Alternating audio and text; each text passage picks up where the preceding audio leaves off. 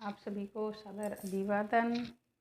आज हम पढ़ते हैं लोकतंत्र में जन सहभागिता। लोकतंत्र में जन सहभागिता, इसमें लोकतंत्र में जो सबसे महत्वपूर्ण चीज़ है वो है मतदान। मतदान क्या है और मतदान क्यों होता है।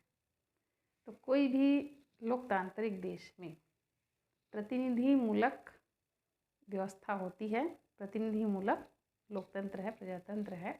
और इस प्रतिनिधिमूलक लोकतंत्र में मतदान का अपना विशेष महत्व होता है। मतदान क्या होता है? जनता के द्वारा जो अपना वोट दिया जाता है, मत दिया जाता है, वही कहलाता है मतदान। जिस प्रजातांत्रिक देश में मतदान जितना अधिक होता है और जो सरकार चुनकर आती है वो सरकार उतनी ही मजबूत होती है, या हम ये कह सकते हैं कि लोकतंत्र अधिक होती है। यानी मतदान देने से लोकतंत्र अधिक मजबूत होती है, ये मुख्य पॉइंट है। भारत में मताधिकार की आयु पहले 21 वर्ष थी। 21 वर्ष पूरे कर चुके लोगों को वोट देने का अधिकार था। बाद में संविधान में 1989 में ये संविधान में संशोधन हुआ। ये 61वें संविधान संशोधन, और इसमें 21 वर्ष की आयु को हटा करके 18 वर्ष कर दिया गया। यानी भारत में जितने भी नागरिक हैं 18 वर्ष पूर्ण कर चुके हैं, उनको मत देने का अधिकार होता है। तो मताधिकार ये आम जनता का महत्वपूर्ण अधिकार है और मत देना हमारा पवित्र कर्तव्य होता है। मतदान प्रक्रिया क्या है, इसको वैसे हम पिछले पाठ में पढ़ चुके हैं। मतदान प्रक्रिया जिसके तहत हमारा मतदान होता है और लोकतंत्र में सरकार का निर्माण होता है, इसको हम संविधान, शासन व्यवस्था और सामाजिक सरोकार में पढ़ चुके हैं। इसमें मतदान करवाने का काम होता है निर्वाचन आयोग का। निर्वाचन आयोग ये भी वर्तमान में 3 सदस्यीय हैं। एक है मुख्य निर्वाचन आयुक्त और इसकी सहायता के लिए 2 अन्य सहायक आयुक्त। ये तीनों मेन होते हैं। उसके बाद हर राज्य का राज्य आयुक्त होता है, और राज्य जैसे हम छत्तीसगढ़ में रहते हैं तो छत्तीसगढ़ में राज्य आयुक्त होगा। फिर उसके बाद जिला में जिला अधिकारी होता है, जिला मतदान अधिकारी होता है। ये जनरली कलेक्टर को दिया जाता है, यानी कलेक्टर जो है जिले का मतदान अधिकारी होता है। उसके बाद जिला के बाद फिर ब्लॉक में, ब्लॉक के बाद फिर जोन बनाया जाता है, और जोन के बाद जो मतदान क्रमांक होता है ये स्कूल वगैरह को बनाता है, और इस प्रकार से ये भारत में चुनाव संपन्न होता है। मतदान प्रक्रिया में सबसे पहली प्रक्रिया होती है मतदाता सूची तैयार करना। मतदाता सूची तैयार करना ये निर्वाचन आयोग का काम होता है। इसमें मतदाता सूची कैसे तैयार किया जाता है, तो जो 18 वर्ष से ऊपर के हैं, ये जनगणना होता है, 18 वर्ष से ऊपर के लोगों को मतदाता सूची में नाम जो है जोड़ा जाता है। मतदाता सूची, इसमें नाम जोड़ना, नाम काटना, जिनकी मृत्यु हो जाती है, शादी हो के अन्यत्र कहीं चले जाते हैं, इनका नाम काटा जाता है, और जो 18 वर्ष के हो गए हैं इनका नाम जोड़ा जाता है। इसमें मतदाता सूची में जो अपराधी हैं, विकृत हैं, भ्रष्ट व्यक्ति हैं, इनको मतदान देने का अधिकार नहीं होता है। मतदाता सूची के बाद, हालांकि ये विभिन्न सोपान तो है, बहुत बड़ा है, तो इसको हम शॉर्टकट में ही पढ़ते हैं। निर्वाचन प्रक्रिया प्रारंभ होती है। निर्वाचन प्रक्रिया में राष्ट्रपति या राज्यपाल के द्वारा पहले अधिसूचना जारी किया जाता है। राष्ट्रपति जब संसद चुनाव होता है तब अधिसूचना जारी करते हैं, और राज्यपाल जब राज्य में विधायकों का चुनाव होना रहता है, विधानसभा का, तो राज्यपाल अधिसूचना जारी करते हैं। फिर उसके बाद अधिसूचना जारी करने के बाद नामांकन पत्र दाखिला लिया जाता है और ये नामांकन पत्र दाखिल करने के लिए लगभग 8 दिन का समय दिया जाता है।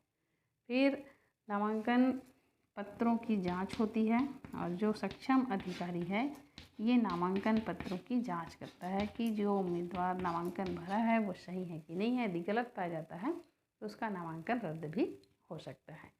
इसके बाद फिर नाम वापसी की घोषणा होती है, जिसमें उम्मीदवार 2 दिन इसके पास समय रहता है। 2 दिन में यदि उसको लगता है कि नहीं मैं चुनाव नहीं लड़ूंगा तो अपना नाम वापसी भी ले सकता है। फिर उसके बाद नाम वापसी के बाद चुनाव चिन्हों का आवंटन किया जाता है। चुनाव चिन्हों का आवंटन, जितने भी उम्मीदवार होते हैं, राष्ट्रीय दल का तो चुनाव चिन्ह निश्चित रहता है, जैसे भाजपा का कमल छाप, कांग्रेस का पंजा छाप, ये सब निश्चित रहता है। लेकिन जो निर्दलीय लड़ते हैं उनके लिए भी निशान जो है उम्मीदवारों को दिया जाता है, चुनाव चिन्ह, और ये निर्वाचन आयोग का काम होता है। निर्वाचन के समय चुनाव आयोग आचार संहिता तय करता है और इसी आचार संहिता में सभी जो उम्मीदवार हैं उनको दायरे में रह करके अपना निर्वाचन कार्य करना होता है। निर्वाचन कार्य में जब मतदाता वोट डालने जाता है तो वहाँ क्या स्थिति होती है, तो वहाँ ये नोटा बटन ये बहुत ही महत्वपूर्ण है। नोटा बटन जो है ये निर्वाचन में पारदर्शिता लाने हेतु इलेक्ट्रॉनिक वोटिंग मशीन का प्रयोग किया गया था 1998 में दिल्ली में। आजकल तो प्राय हर राज्य में पंचायत को छोड़ दिया जाए तो बाकी जितने भी चुनाव होते हैं वहाँ पर इलेक्ट्रॉनिक वोटिंग मशीन का उपयोग होता है। इलेक्ट्रॉनिक वोटिंग मशीन में ये मतदाता जो है इनके मत जो है पूरी तरह से सुरक्षित रहते हैं, ऐसा माना जाता है। नोटा बटन क्या है, जैसे ये इलेक्ट्रॉनिक मशीन है, ये सब बटन बना रहता है, यहाँ उम्मीदवार का नाम और निशान या चिन्ह ये रहता है। जैसे पहला, दूसरा, तीसरा, चौथा ऐसा करके उम्मीदवार रहते हैं। यहाँ पर नाम मान लो ए है, इसका निशान जैसे कमल छाप है, बी है तो इसका ये कमल हो गया, बी है तो पंजा हो गया। ऐसा करते करते जितने प्रत्याशी रहेंगे उनका निशान रहता है। और लास्ट में जो बच जाएगा, मान लो 10वां नंबर है तो इसमें रहता है नोटा बटन। नोटा बटन का अर्थ ही होता है कि यदि मतदाता मतदान करने गया है और उसको ये लगता है कि इनमें से जो भी प्रत्याशी हैं ये सही नहीं है तो वो जा कर के नोटा बटन में यहाँ पर अपना मतदान दे सकता है। इस बटन को सिर्फ दबा देगा और उसका मतदान माना जाएगा। तो नोटा बटन जो है ये बहुत महत्वपूर्ण है। यदि मतदाता को कोई प्रत्याशी पसंद नहीं आ रहा है तो अपने मत का वो उपयोग करके नोटा बटन दबा करके जाहिर कर सकता है। नोटा बटन के बाद और जो है महत्वपूर्ण चुनाव में ये है गुप्त मतदान। गुप्त मतदान प्रणाली क्या है, इसको भी हम पढ़ चुके हैं। इसमें ये गुप्त मतदान ये होता है कि इसमें जनता के द्वारा दिए गए मत को गुप्त रखा जाता है। वो जनता ने किसको मत दिया ये स्वयं उसके अतिरिक्त किसी अन्य को पता नहीं चलता है, ये कहलाता है गुप्त मतदान। हमारे यहाँ जितने भी चुनाव होते हैं, चाहे वो इलेक्ट्रॉनिक मशीन से चाहे बैलेट पेपर से, सब में हमारा मतदान गुप्त रहता है। हमारे द्वारा दिए गए मतदान किसी को पता नहीं चलता है। फिर हम पढ़े थे अप्रत्यक्ष मतदान। अप्रत्यक्ष मतदान में जहाँ पर जनता स्वयं भाग नहीं लेती है बल्कि हमारे द्वारा चुने हुए प्रतिनिधि भाग लेते हैं। जैसे राष्ट्रपति का चुनाव, राष्ट्रपति चुनाव में जनता स्वयं भाग नहीं लेती है। राष्ट्रपति चुनाव में क्या होता है, हमारे द्वारा चुने हुए प्रतिनिधि जैसे सांसद, संसद सदस्य, निर्वाचित सदस्य ना, मनोनीत नहीं, और विधानसभा के ये निर्वाचित सदस्य लोग भाग लेते हैं। तो सांसद और विधायक को जनता ने चुना और इन्होंने राष्ट्रपति को चुना। तो यहाँ जनता इसमें प्रत्यक्ष भाग लेती है, विधायक सांसद को जनता स्वयं अपने वोट से चुनती है, लेकिन जनता के द्वारा चुने हुए प्रतिनिधि ये राष्ट्रपति को चुनते हैं। तो इसमें अप्रत्यक्ष रूप से, क्योंकि जनता ने इनको अपना प्रतिनिधि बनाया है, तो अप्रत्यक्ष रूप से जनता की यहाँ पे भागीदारी होती है राष्ट्रपति के चुनाव में, और इसी को कहा जाता है अप्रत्यक्ष मतदान प्रणाली, निर्वाचन प्रणाली।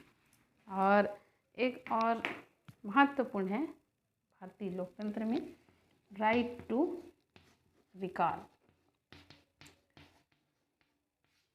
ये राइट टू रिकॉल जो है ये स्थानीय निकायों पर लागू होता है।